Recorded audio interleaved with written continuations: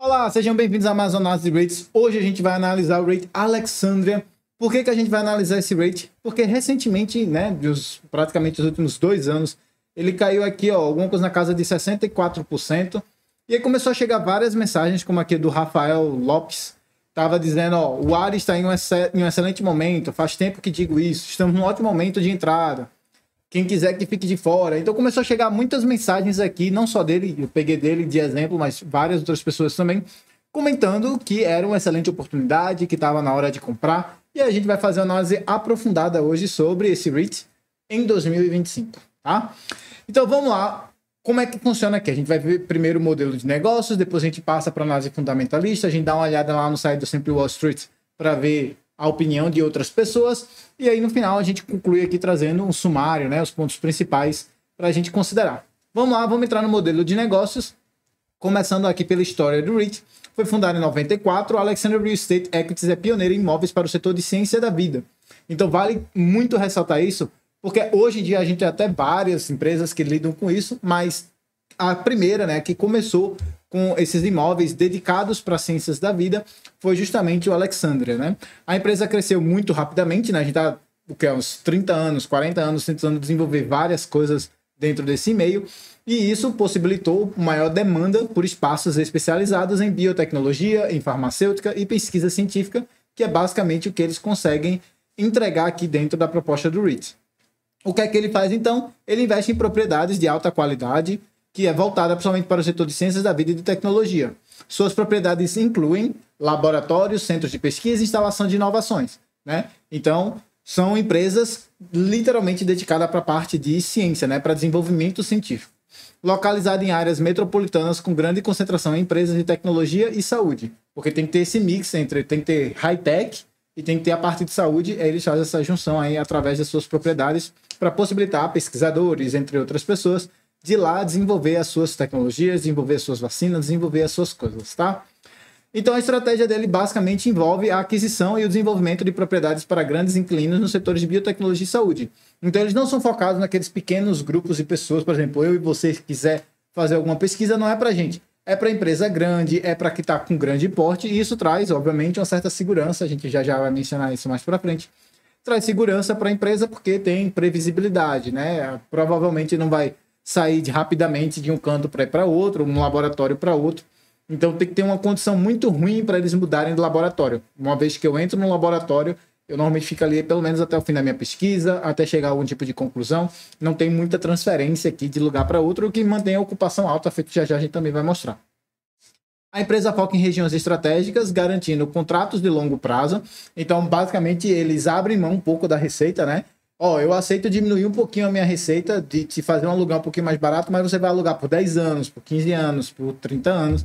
Então eu consigo estender esse prazo, que também dá uma grande previsibilidade no fluxo de caixa, tá? E uma base de inquilinos de alto perfil. Então ele só quer gente tampa, né? Ele não quer nenhuma empresa de baixa qualidade, ele não quer gente pequena, ele quer realmente gente que possa manter os pagamentos e que esteja, ou que tenha dentro do seu orçamento um valor ali destinado para isso, buscando mitigar os riscos com diversificação geográfica e de setores, tá? Vamos continuar aqui, olhando aqui um pouco da questão da diversificação em termos de locais, né? Desculpa. Bom, vocês podem ver aqui que basicamente eles estão nos Estados Unidos e aqui no Canadá alguma coisa, né? 11 propriedades que representa 1% do total, tá? A maior parte disso aqui vem justamente dos Estados Unidos, em especial essas três aqui, ó. Se você fizer o somatório vai dar 60 com 3 e 73%, quase 75% vem de 3 locais. Boston, São Francisco e San Diego, tá? E aí, por isso que eu destaco aqui, ó, outra concentração na região metropolitana de Boston, né? Greater Boston, a região metropolitana de Boston. E aqui em termos de ocupação, e aí a gente pode ver a ocupação tanto 2022, 23 e 24, aqui foi do relatório até final de 2024, que saiu agora em março, tá? Então, é bem recente. E aí veja que a concentração em Boston, em São Francisco e San Diego, que são os mais importantes, né, porque representa ali 75% do fluxo de caixa que entra na empresa, está bem elevado, né? Eles conseguem manter os patamares sempre aqui beirando a casa dos 93%, 96%, tá? Né? Mais ou menos nessa margem, tá? O restante, eu praticamente diria que seria ignorável, visto que a gente tem, como que eu posso dizer, uma relevância não muito grande dentro do fluxo de caixa, então não faz sentido a gente ficar analisando a fundo essas áreas. E aqui tem a ocupação ponderada, né? Comparando 2020, 21, 22, 23 e 24. E veja que se mantém aqui perto dos 94, 95% feito eu mencionei, tá? Na média aí, mais ou menos isso. Performance, né? Quando a gente considera a performance desde do começo, né? 94, como eu disse para vocês, essa foi a performance. Ele bateu pra caramba aqui, ó. Chegou até 2.400% agora em mais ou menos 2021 para 22. E depois teve essa grande queda aqui, que foi a queda que eu apontei para vocês, que é o que tem muita gente falando que é oportunidade de compra, tá? Lembrando que aqui não leva em consideração o imposto de renda dos dividendos. Aqui está considerando o reinvestimento dos dividendos de 100%. Ele paga $1, eu vou pegar esse $1 e compro mais da empresa. Só que quando ele paga $1, automaticamente, por a gente estar fora dos Estados Unidos, a gente tem que pagar 30% de imposto de renda, né? Então, não entra aqui nessa conta, tá? Se você, brasileiro, que tivesse investido desde o começo e tal, não teria essa performance aqui por conta do imposto. Basicamente, isso que eu quero destacar. Agora, quando a gente compara aqui com o VNQ, né? O VNQ não tem desde 94, ele vem aqui desde 2005. Então, veja que o VNQ, em alguns momentos aqui, ó, mais ou menos 2011 até 2018, ganhou do Alexandria. Depois ele começou a perder aqui, ó, por esse período aqui até mais ou menos 2023 e depois tá aqui para baixo, né? Isso pode significar que é uma probabilidade maior, né? Em algum momento ele fazer isso aqui, ó, passar, tá? O VNQ, né? Recuperar esse potencial aqui, ou, dependendo da empresa, pode ser que não faça sentido, tá? Por que eu digo que talvez não faça sentido? Porque pode ser que isso aqui seja justificado com algum motivo. A gente vai explicar isso no vídeo de hoje. Então vamos lá. Riscos. Tem 4 riscos que eu destaco aqui. O primeiro é a dependência de setores específicos. Alta concentração em ciências da vida torna a Alexandria vulnerável à mudança nesse setor. Então vamos, né, especular aqui. Se porventura, em algum momento no futuro, a gente não tiver uma demanda tão grande assim por ciências da vida, né, por pessoas querendo pesquisar, desenvolver coisas para isso, então a gente tem um grande problema aqui para essa empresa, porque ela é totalmente dependente disso. Isso é plausível de acontecer? Eu diria que é um pouco improvável, visto que cada vez mais a gente está envelhecendo, a população vai ficar mais velha. Daqui a 30, 40 anos, a probabilidade é que a gente tenha muito mais idosos do que pessoas trabalhando. Inclusive, é um dos grandes motivos que eu destaco aqui da questão do INSS, que não vai ser suficiente para todo mundo. Então, eu acho improvável aqui, eu acho que a gente sempre vai estar pesquisando muita coisa com relação à vida. Mas é um risco que a gente tem que estar ciente. Tem a questão da demanda para o espaço de pesquisa, né? Embora esteja em alta hoje, qualquer queda na demanda pode impactar a ocupação. Então, hoje eles conseguem manter aqueles 95%, eles tinham um contrato de relativamente longo prazo, 10, 15 anos. Mas pode ser que em algum momento no futuro, essa demanda venha a cair por qualquer motivo, corte de despesa, não tem mais condições de manter e tal. E aí a empresa não vai conseguir manter aquele nível de ocupação que eu mostrei. Tem a concorrência, né? Então, cada vez mais vão entrar outras empresas e vão disputar os mesmos inquilinos, né? As mesmas pessoas. Isso faz com que diminua a margem do REIT, né? Da Alexandria, e isso torne um pouco mais difícil. Além desse quesito, tem a concorrência também por propriedades em áreas urbanas. Lembra que ele está próximo de uma área urbana. A área urbana, todo mundo quer área urbana. É o setor de logística, é o setor de indústria, é o setor de saúde, todo mundo quer estar perto de área urbana. Então, os próprios REITs começam a disputar aquele mesmo espaço e isso gera um problema aqui, porque ele vai ter que pagar mais caro pelos mesmos imóveis. Tem os riscos regulatórios, né? Setores de biotecnologia e farmacêutica enfrentam uma forte regulamentação. Então, você sabe que quando a gente mexe com ciência, tem muita coisa que pode, muita coisa que não pode. Então, a gente tem que ficar acompanhando de perto. Isso pode afetar o desempenho dos inquilinos, né? Deles não conseguirem lucrar, deles terem algum problema e fechar. E aí, o REIT vai perder, então, vai ter uma vazão de gente por conta disso. Então, adiante, vamos lá. Vamos falar aqui da sensibilidade da taxa de juros. Eles trazem uma comparação de quanto que seria o lucro futuro esperado deles, né? A variação do lucro futuro, a depender do que aconteça com a taxa de juros. Se a taxa de juros subir 1%, eles esperam ter um prejuízo de 350 milhões. Se cair 1%, aí eles esperam um lucro a maior, né? No caso, um adicional de 350 milhões no lucro deles. Enquanto que em relação à dívida, né? O valor justo da dívida, aí eles trazem aqui, ó, que vai cair 753,483, né? 753.483 dólares e 860.921, a depender se sobe ou se cai aqui a taxa de juros. Outras informações adicionais aqui que eles trouxeram é justamente o crescimento do FFO, Funds From Operation. Basicamente, o Funds From Operation é o fundo, o lucro que sobra depois de todos os pagamentos, de todos os ajustes, de tudo. E veja que cresceu, ó. Eles conseguiram fazer um crescimento de 36% aí desde 2019 até 2024. Em 5 anos, cresceu 36%.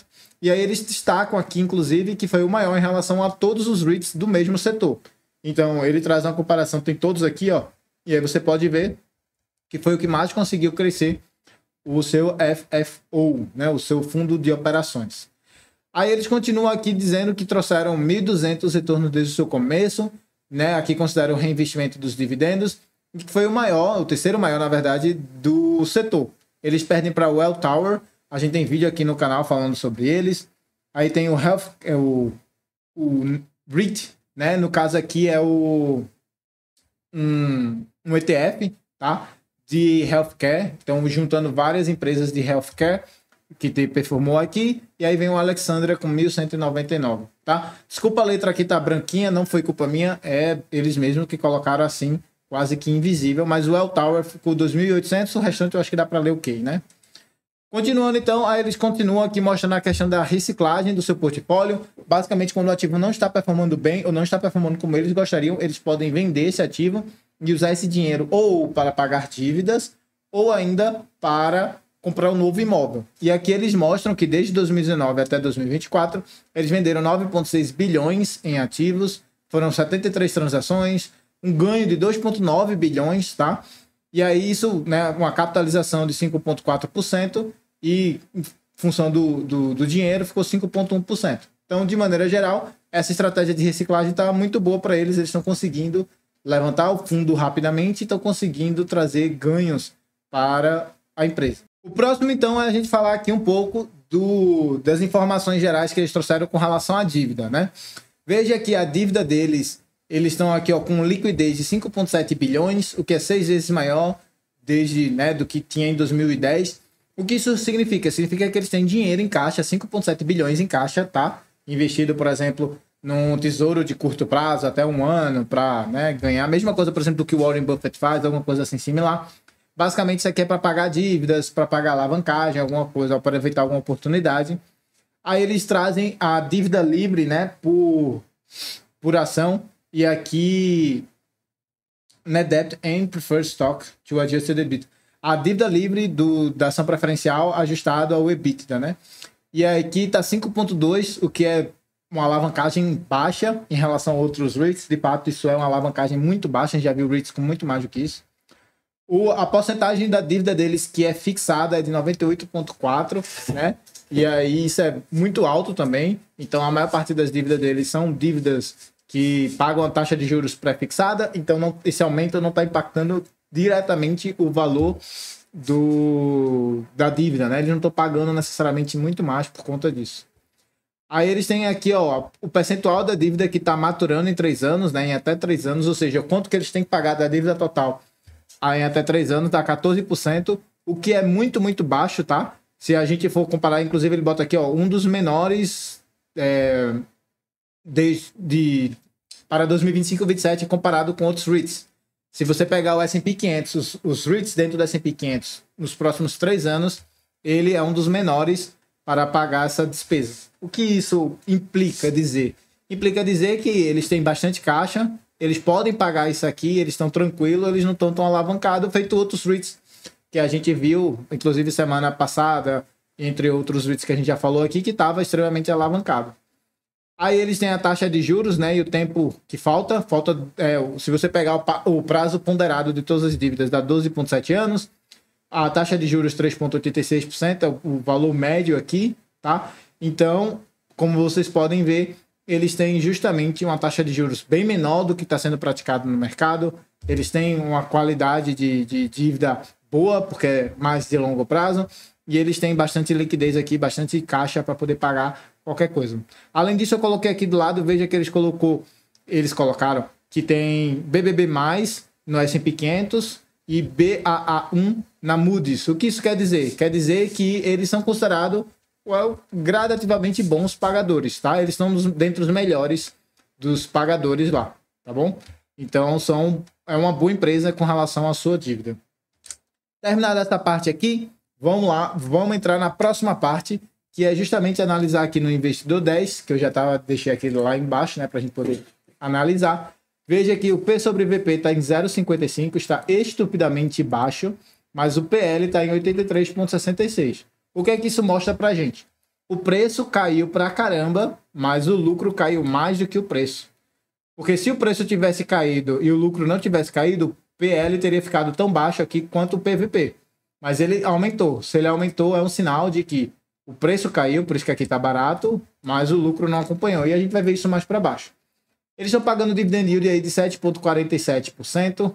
A cotação, eles caíram aqui, ó, 35 nos últimos 12 meses, está 71 dólares, aproximadamente 393 reais aqui, tá?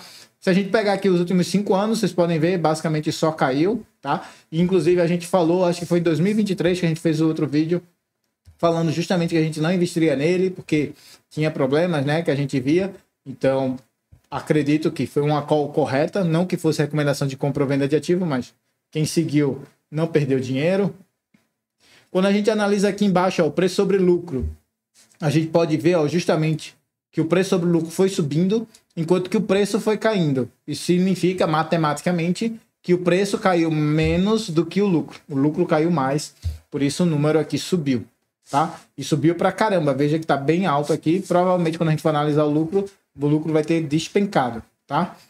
Quando a gente analisa o P sobre VP, ele estava muito caro, aí depois caiu consideravelmente, tá? Então, o P sobre VP mostra que, de fato, ele está bem barato, feito.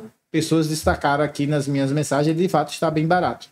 O dividend yield dele, como o preço caiu, sobe, né? Lembrando que o dividend yield é o preço dividido pelo valor de dividendo que ele está pagando.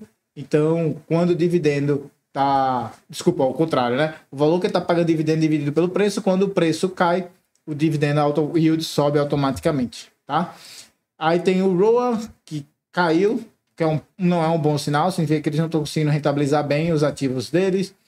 Aí o ROI também caiu, significa que eles também não estão conseguindo rentabilizar, né? As métricas de rentabilidade deles são super baixas, chamam a atenção todas elas, todas as três estão estupidamente baixas.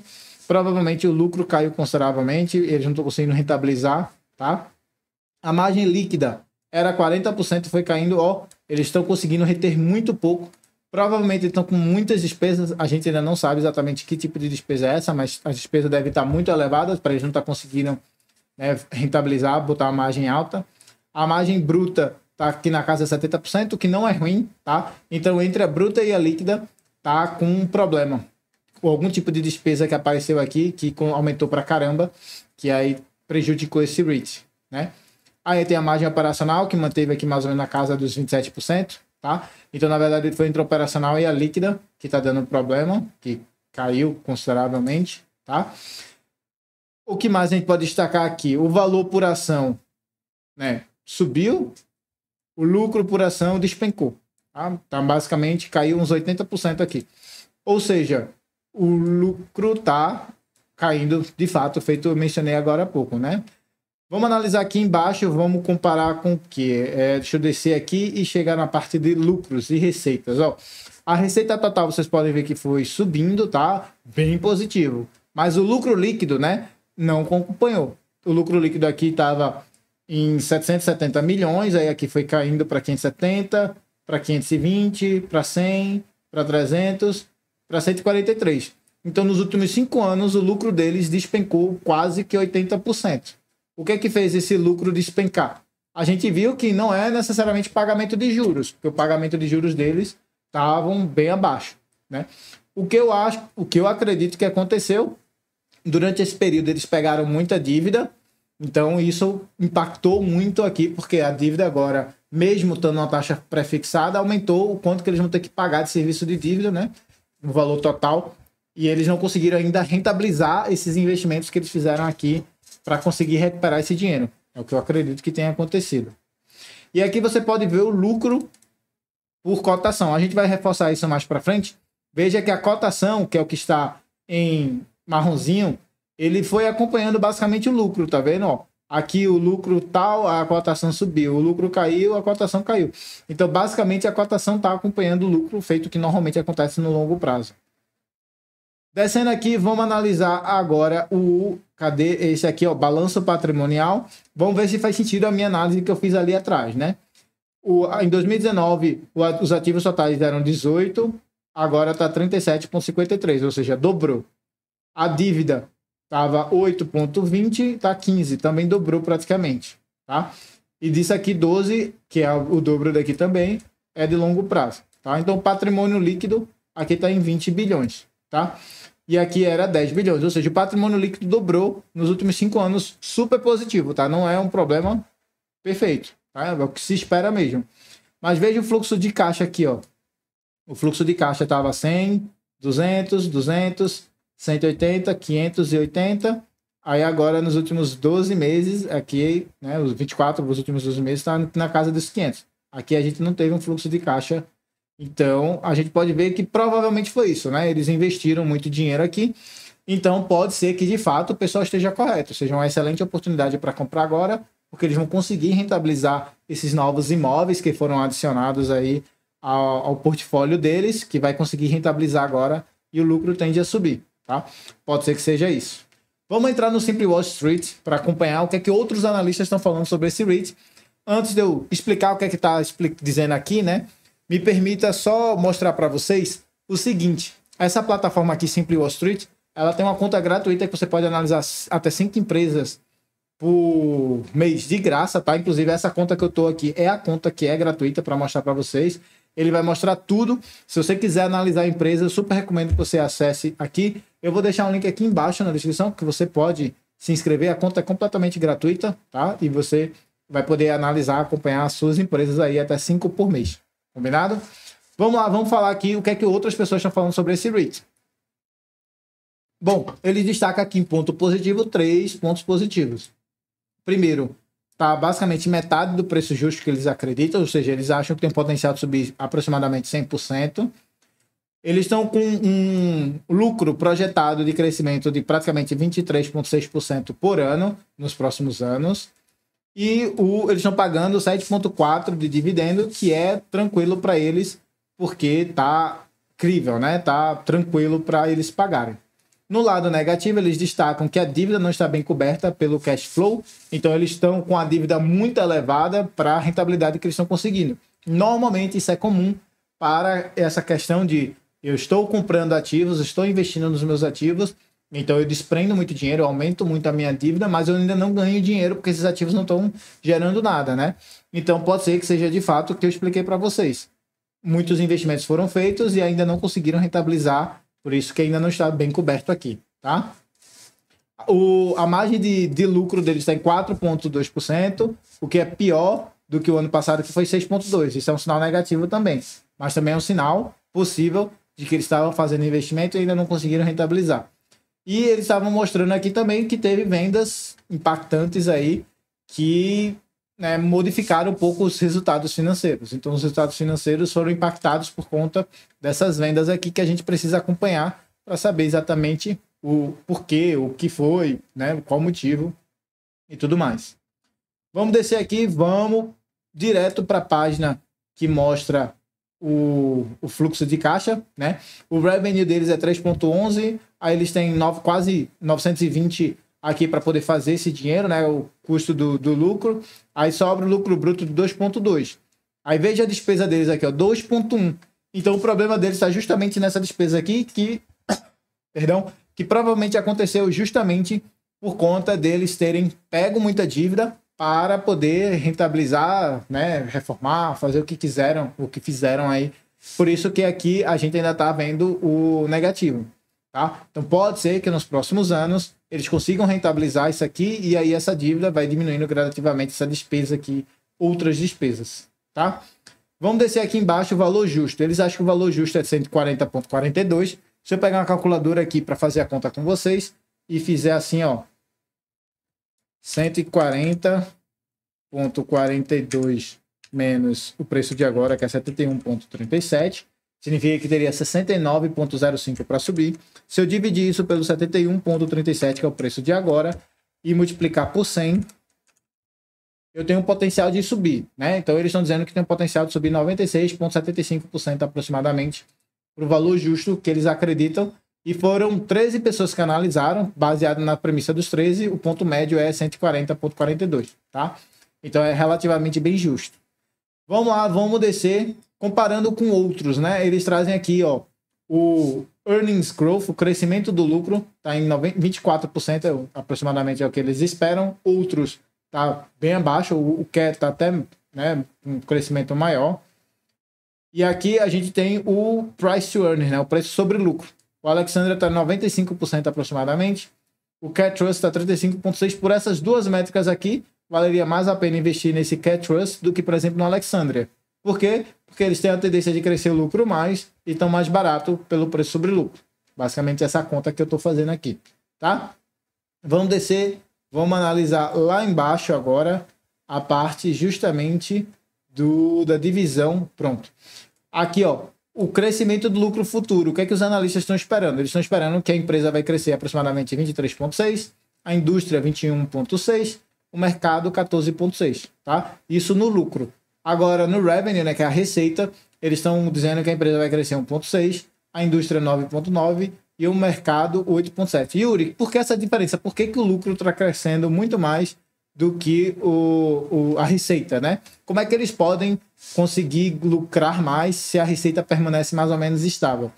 A conta é basicamente o seguinte: boa parte do lucro que está sendo computado aqui provavelmente é da queda da taxa de juros, que impacta positivamente, feito a gente viu, no lucro, e também que eles vão pagando essas dívidas, né, e rentabilizando os seus imóveis, e isso vai trazer mais dinheiro, tá? Que aí vai fazer o pagamento aqui dessa dívida, aumentar o lucro aqui para a empresa, tá? Então, basicamente, é justamente a dívida, que já está grande, que vai sendo, né, minimizada, e a taxa de juros que vai sendo impactada, tá?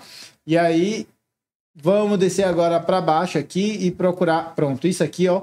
Aí, novamente, a gente vem aqui para o fluxo de caixa. Veja aqui, em especial nas despesas, né? Eu falei para vocês que tinha um lucro bruto 2,2 e tinha uma despesa de 2,1 aproximadamente aqui.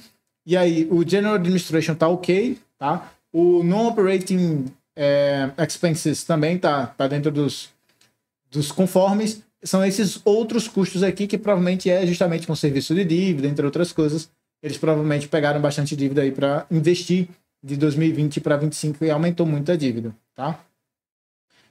Vamos lá, vamos descer aqui para o passado, né? Vamos analisar o que aconteceu no passado. Bom, nos últimos 5 anos aqui, o crescimento anual do lucro, na verdade, foi um decrescimento de 20,2, tá? A indústria foi de um decrescimento de 3,9 e o mercado subiu 11,4.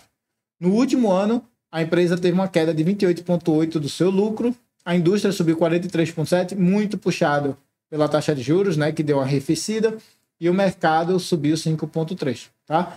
Então veja que nesse último ano a empresa ainda está sofrendo bastante, por isso que o preço dela caiu consideravelmente lá na Bolsa de Valores, feito eu mostrei no gráfico lá na outra plataforma.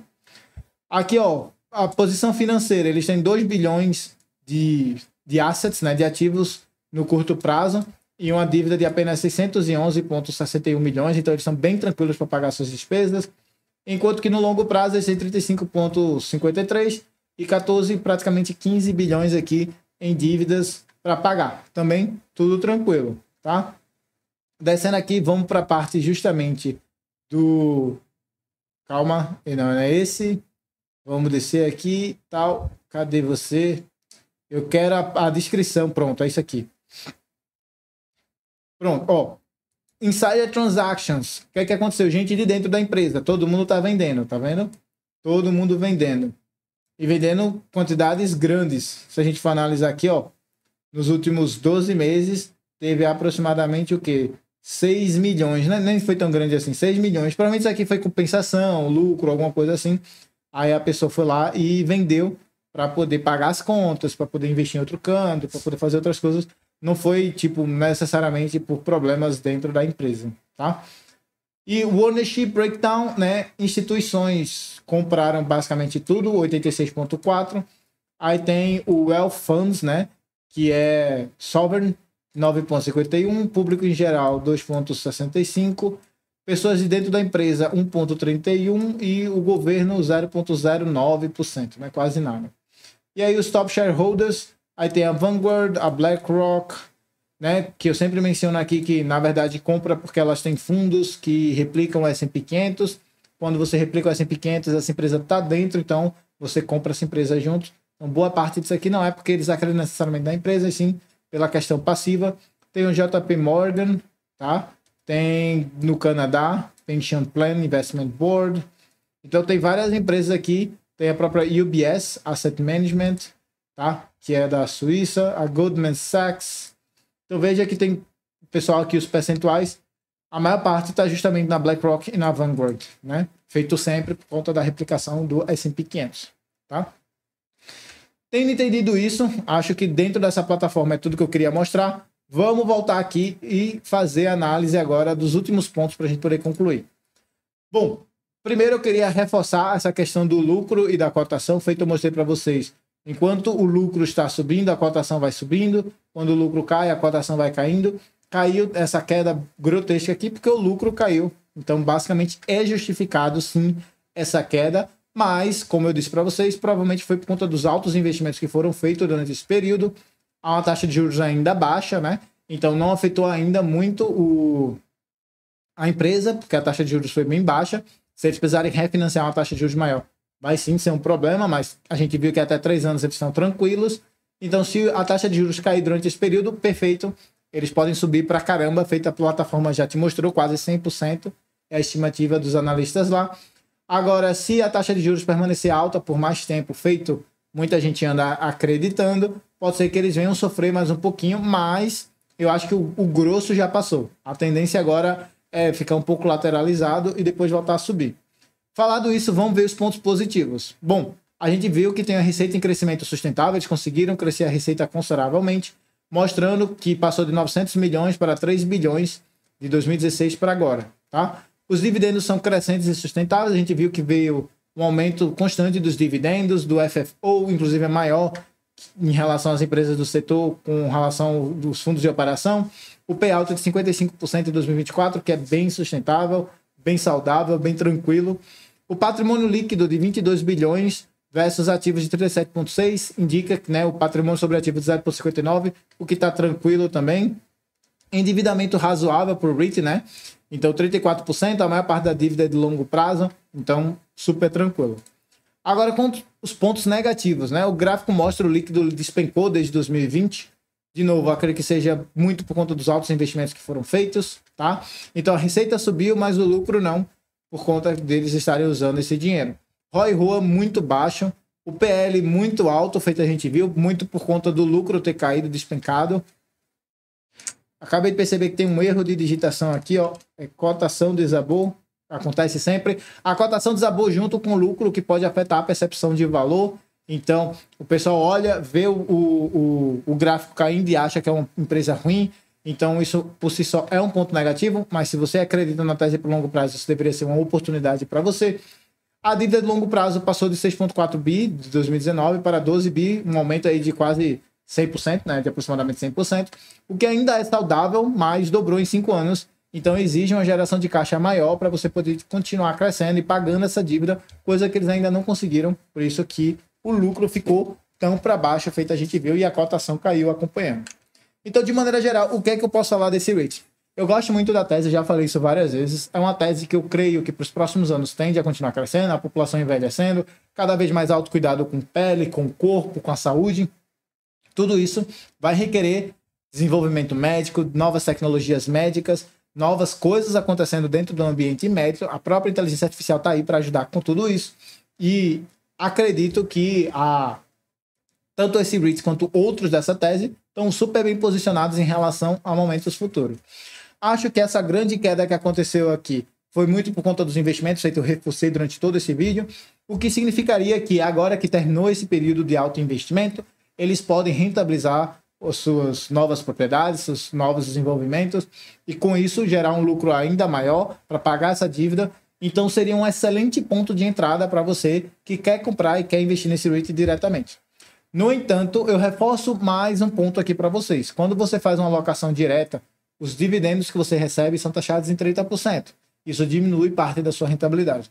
E além disso, você tem um possível problema caso esse REIT dê problema, né? Eu falei do setor, o setor é muito bem posicionado, mas pode ser que a gestão, a gerência deles faça algum erro, cometa algum equívoco, e isso vai fazer com que o risco para você aumente, porque você tem uma única empresa. Por isso, eu prefiro me alocar através de ETFs, eu já expliquei isso em alguns vídeos aqui, tá? Se você quiser entender mais, eu vou inclusive deixar uma playlist aqui nos cards para você assistir, porque eu falei dessa questão dos impostos.